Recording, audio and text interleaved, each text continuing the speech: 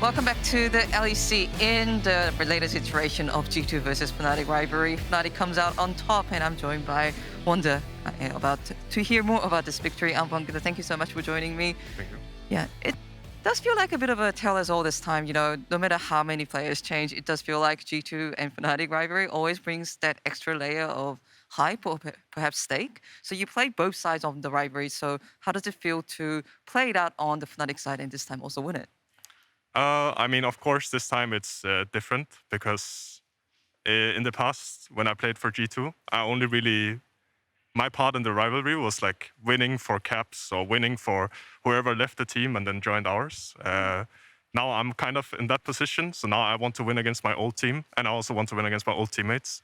So in the past, I'd say the rivalry didn't matter as much. Of course, like it's like a historic matchup, so there's always going to be added pressure. Now it was on stage today as well, so of course it means a lot. And now it changed because I'm on Fnatic and I'm not the guy having to win for my teammates, but rather I just have to win for my own sake. Like, you did mention in previous interviews that you were really looking forward to G2. Now that you have enacted your revenge, like, how does it feel? Was it as sweet as you imagined, perhaps? I mean, at the moment we are 1-1, right? And it's regular split, and we are kind of even in the standings. I'd say both of our teams have our strengths and weaknesses. So yeah, I mean, we'll see at playoffs. I'd say my real revenge will come by playoffs, right? And right now, I mean, today was a good win. I think all my teammates performed really well. I was getting targeted a little bit, and I had to play a bit more defensive or not really show some lane dominance, just get pushed in and take it slow. But I'm happy my team had my back today at least. Speaking of your role in the game, really briefly, you played Camille today, and we've been seeing more and more Camille being played in top lane, not only in the LEC but in other leagues. Can you tell me more about the role of Camille in the current meta that seems to be so dominated by Jace at the moment? Yeah, I think Camille has Camille's strength is that she can kind of survive any matchup. She doesn't really get super punished. She also has the whole breaker thing building now, and of course she likes to be on the side lane, basically that item just works for her, right? Today we had a TF2, and I think usually when you see a Camille, it's paired with TF, Ryze, Galio, one of these three champions that can kind of help her snowball the game as well. I'd say some of her weaknesses compared to the earlier iterations of Camille when we saw her in the meta is that her wave clear is not as good, so she is kind of stuck just really slow at pushing out a side lane, and she can't really group as much with her teammates as, for example, Jace can, or Grace, as you see right now, who just one-shots every wave, farms every jungle camp, and can group with his team as well at the same time. So yeah, I'd say Camille is good has some strengths, but also clear weaknesses. Okay. And this is my final question. Earlier in the interview, you mentioned that you're quite happy with your own performance as well as your teammates. And it's been a bit of a chaotic last 2 weeks for LEC. Rogue no longer being, defeatless. A lot of upsets happening. But what is your expectation for Fnatic for the rest of 2022 spring? What is your ceiling? I mean, I think we are all really good players, and we have our off games. Yesterday was an off game. I'd say yesterday, if we tried to be a little bit more calm in the game and we let everyone else. Well, if someone is having a bad game, sometimes we're really bad at maybe letting someone else carry or let someone else take the torch, and lead us to victory. I think yesterday that could have been me, for example. I think I had a really good game, but it was really hard to bounce back from what happened earlier in the game against Astralis. So I'd say sometimes we just have some slip-ups, just like any team. But I mean, in the standing-wise, I think we're doing okay right now, and I think we're all really good players. And in theory, I think we should be able to win everything. And I'll certainly look forward to more of it. But thank you so much for this interview, Wunder, and best of luck for the rest of the 2022 LEC. Thank you. Thank you so much. And we'll head off right to the PGL, hosted by Drakos and Caedrel, joined by Rogue's AD carry comp.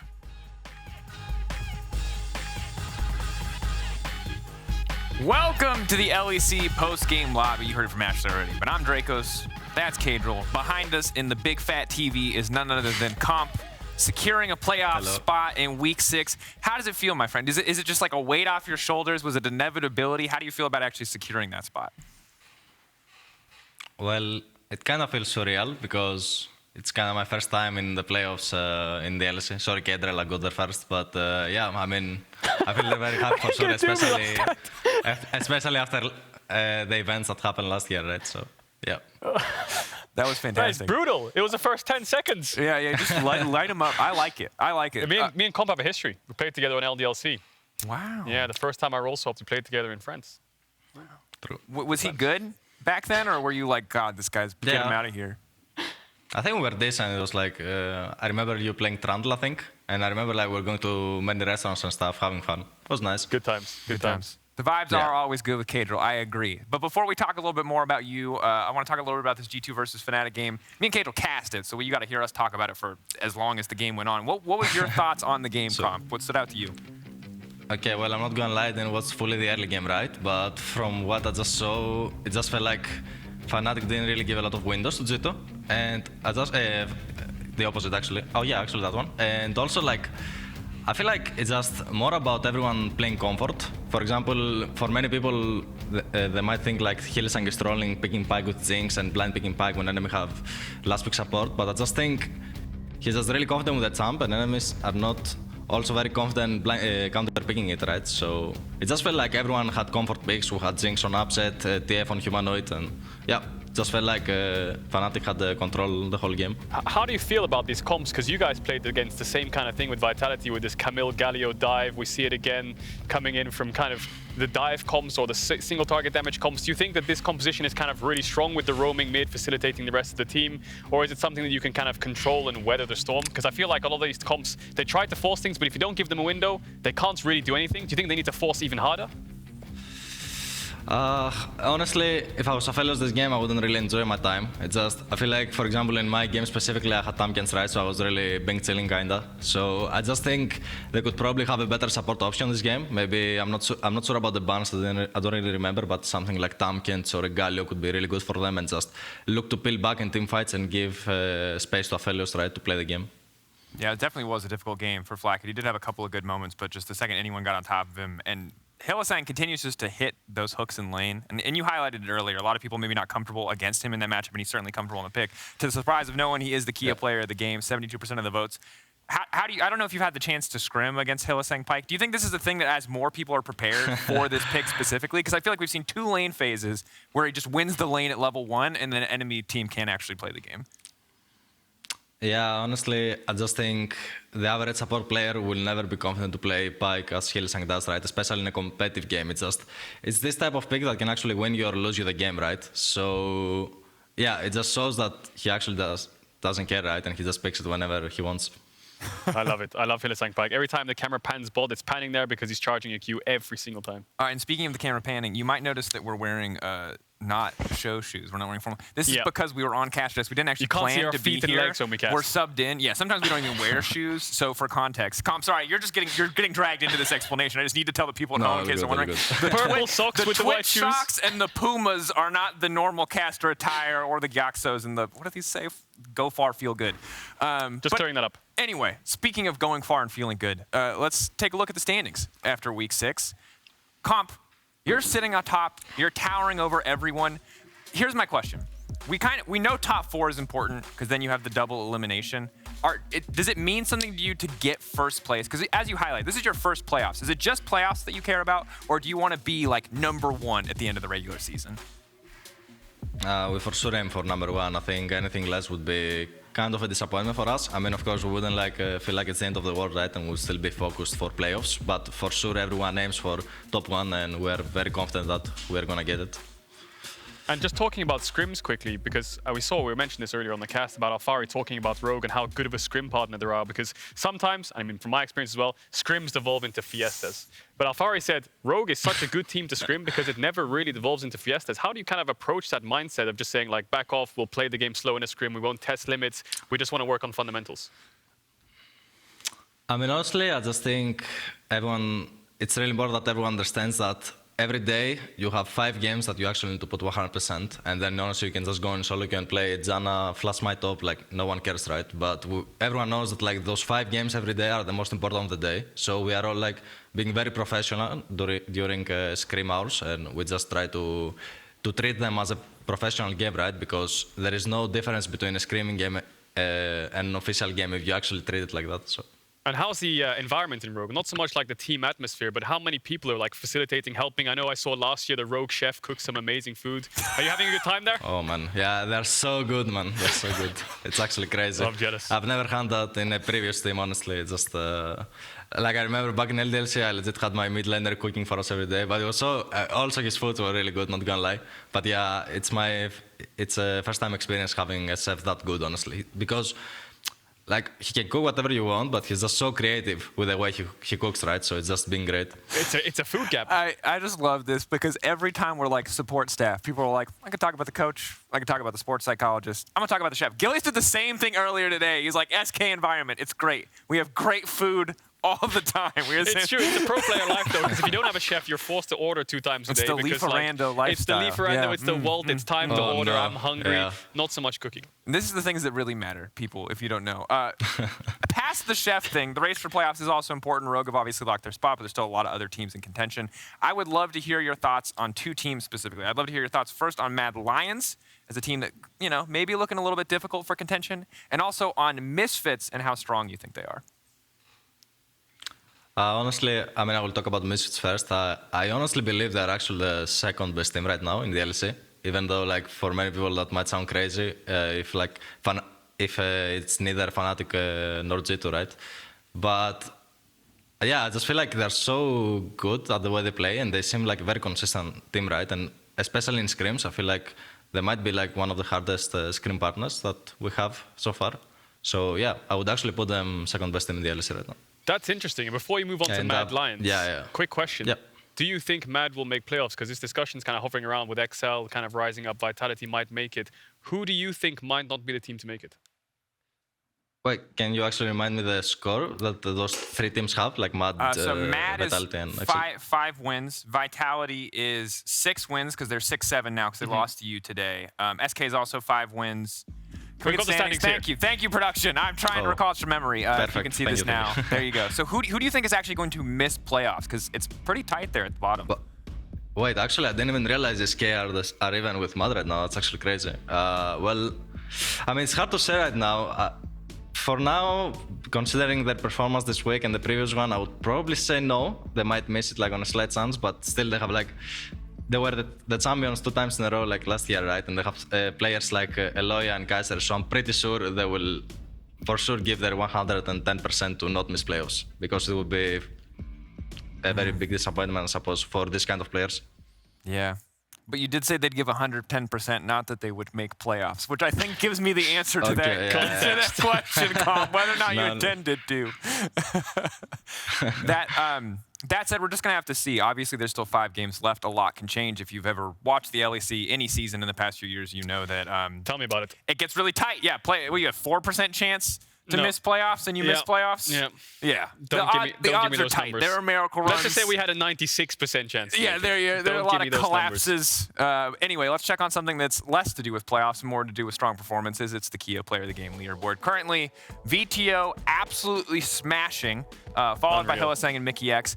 And to me, when we look at Misfits, you talked earlier about Misfits being the second best team. I look at that team and I say VTO is like hands down their most valuable player. I feel he's had an incredible season. What is your thought on his performance this year?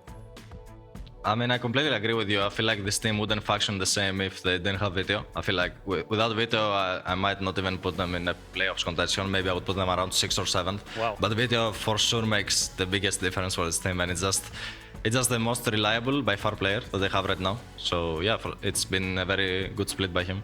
I think reliability and flexibility is so important. You can see games where you can pick an aggressive mid laner like a melee mid, Silas Akali, play for mid, LeBlanc, things like this. He can also pivot, play Orianna, pivot, play Corki. You give him last pick, he'll find a matchup that's good for him. So very, very flexible player as well. Yeah, I think it's all good. We still got you on voice, and that's what matters here. Oh, nice. So we'll just keep going. So here's the question.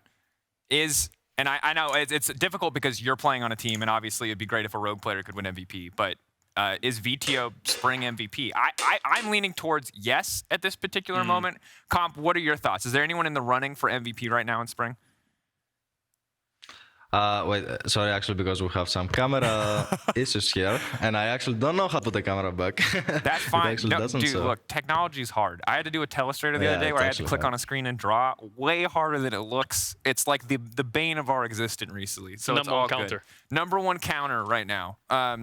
Anyway, if you can still hear me, VTO in Yeah, the I running can, for I can. MVP. Do you think there are any other names that we should be looking at for potential spring MVP candidates? Well, I would probably put Hylissang alongside Video and for sure Larsen or Malrank. I think that would be my top 4 probably. I think it's pretty solid to say those 4 players for now. Yeah. Damn, it's hard. I isn't mean, it? I would honestly put Trimby as well, right? But it's like really biased to like put 3 players Three of my row team. players. It's just, I actually think they make such a big gap, like especially on their roles every single game. So it's just, yeah, it's been really great working with all of these players. So Yeah, I mean, I don't want to be too biased, so I'll just say Marlang and Larsen for now. Look, we voted for both Larsen and Malrang on Euphoria, or not Larsen, sorry, Trimby and Malrang on Euphoria. Larsen's been in the running a few different times, so totally get the thing. I think that's valid. I don't think you have to call that one bias, and you're back now on the camera, so hopefully we can get you Camera's on the back. screen. All right. There it is. poggers. Technology 0, comp 1. We're getting there, slowly but surely. Stop the count. Let's get it. But I'm going to put you on the spot just a little bit as like a last thing before we head away. You have to pick one rogue player to get MVP. And I know with pro players there's always egos, so I understand if this is a hard You know, question the for you to second he answer. comes off screen, like, why yeah, wasn't I know me? Larsen's Push going to be him. there, or Malrang's going to be there, whatever. But if you had to pick one rogue player, you have to like vote for a representative from rogue to be in the running for MVP. Who is rogue's MVP and why? Honestly, I will probably give it to Marlang. I think it will make him very happy and even more hyped for playoffs, so it will be even more easier. I think even if Larsen doesn't get the MVP, as long as he wins the split, I don't think he gives a damn about the MVP, right? So I'd give it to I the think we're chef, to good. be honest. It sounds like that chef's incredible. Oh yeah, okay, I didn't know that was an option. I would LEC definitely give MVP it to Chef yeah. Award. Are we going to get it? Maybe Lee Ferrando can be in the running as well, because maybe some of the teams No, are but still using that. I'm pretty sure we would for sure gap every other team on this specific topic. So So there it is. Rogue wins. All I'm saying, teams, if you're listening, whatever business sponsor wants to go out there, Iron Chef LEC. That's all I'm asking for. That's all I've wanted. Gordon's done well on Twitch. I don't see why the I've team seen- house chefs cannot. I've seen Yankos versus Caps in a cooking competition. Man, Caps, I think he was cooking a chicken. It was rough. I've seen him. Yeah, he's almost burned down a couple gaming houses. That said, not about cooking. It's about LEC. We'll start to wrap up for the day. Mad Lions and Excel are going to open Week 7, Day 1. This is a huge battle in the race for playoffs. Remember, Excel still have never made playoffs. Comp has, though, important to note. And Mad are now trying to race their way back up. SK versus Vitality, obviously the other two teams in the midfield clashing. Fnatic versus Rogue, though, I think naturally a game that we have to be excited for. Fnatic versus Misfits. Fnatic versus Misfits. That's a banger. Is a banger. Rogue versus BDS. Production, is Fnatic versus Rogue also that week? Can you enlighten me? Or is that a little typo? We're going to check that. Do you know, what are your matchups next week, Comp? Why do I need to ask Production? well, You have I don't BDS have and a- who else? I have no idea. He takes them weekend I at think a it's time. I think it's honestly Fnatic because That's from good. what I know, we have last week G2, right? So it should be Fnatic this week, I suppose. That's good. We're playing it fast and loose today. So final question for you then for the evening, good sir. Fnatic matchup. How are you feeling? Are you banning Pyke? Are you sweating? Is Trimby sweating? How do you guys feel? Well, I think we're kind of chilling. I don't care about draft. I think whatever we play, we should probably get a W. But for sure, Pyke might be a bit scary. This guy is a bit too good on it. We will think about it. Maybe we first pick it. Who knows? We will see. Maybe we first pick it. Oh, boy. I just really love the confidence comp. The fact that you went from having a pretty rough split on Vitality, and in terms of results, I think you still had some solid individual performances. Now you're in playoffs. Now you're on PGL, and you're out here like, I don't care what Fnatic plays. We're going to get We're the going dub. to take the W. Maybe we'll first pick Pyke as well. Just take it away from them. I love the confidence. Do you feel like... Thank you. How do you feel about your own performance? I said this was the last question, but I got to ask you one more thing. How do you feel about your own performance this season? Do you feel like we, I think, still gave number 1 AD carry in the league right now to upset? It was a pretty hot debate. Where do you feel like you stand in their ranking? Are you on the road to number 1? Well, I would probably put myself on a top 3, top 4 for the first couple of weeks. But after the last week I went 0-2, I took it very personally, especially the Misfits game. I think I completely griefed it. I mean, the draft wasn't really optimal also, right? So I just really focused this week to return to this first week's kind of games. So yeah, I mean, for now, I would probably put me around top 3, top 4. Like if last week never happened, I could maybe say top 2. But for now, probably top 4.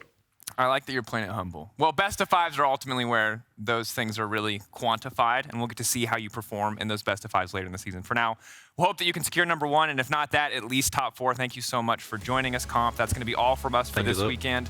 But over in the LCS, their week 3 starts off tonight with Golden Guardians facing off against 100 Thieves. Don't worry, we're going to be back with more LEC next Friday. So have a good night, stay safe, see you then. Comp, good luck learning what your next week opponents are, and then eventually smashing them with all the confidence that you have. Thank you again, man, for joining us.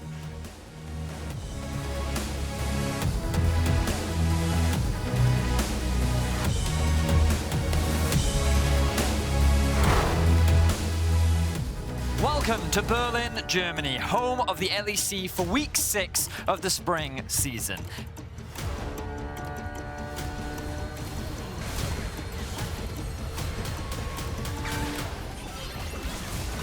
Oh, Moonlight Vigil was just short. The solar flare's gonna land. A nuclear and is shut down. Search of Sides to the backline. Maddie falls as well. The Nexus the target. SK trying to do what they can. Certus needs one more auto, and he will find it. SK claim the win. Oh, what's that hook hit? Oh, baby, getting away with murder there. That was the dirtiest hitbox. And now Neon's in trouble, because here comes Elyoya. Goodbye goes the tower. What? Baby, can we get a back ban? Kaiser is out of control. But they're just going to lose this Baron. They don't have enough time to get in there. Misfits are just dissecting the Mad Lion. They got the Baron, they've got the Infernal, and they can push to break open the base. Larson, flash over the wall, looking for a little bit more, but that's a knock-up. Quick fingers coming in from Lebrov, trying to get something done, but they're getting lower and lower as Karzi remains untouched, but he goes in, Malrank's right on top of him. It's a disaster for the side of Vitality. They are very tanky. Moonlight Vigil, nuked up past the stopwatch. Kobe dives forward. Mickey plays him away. The cleanse away from Kobe as he tries to survive on the backline, but Zanzara's already down, and Kobe even through the GA. Your guardian angel isn't looking down on you happily today. Shut down is Kobe. Shut down of Astralis.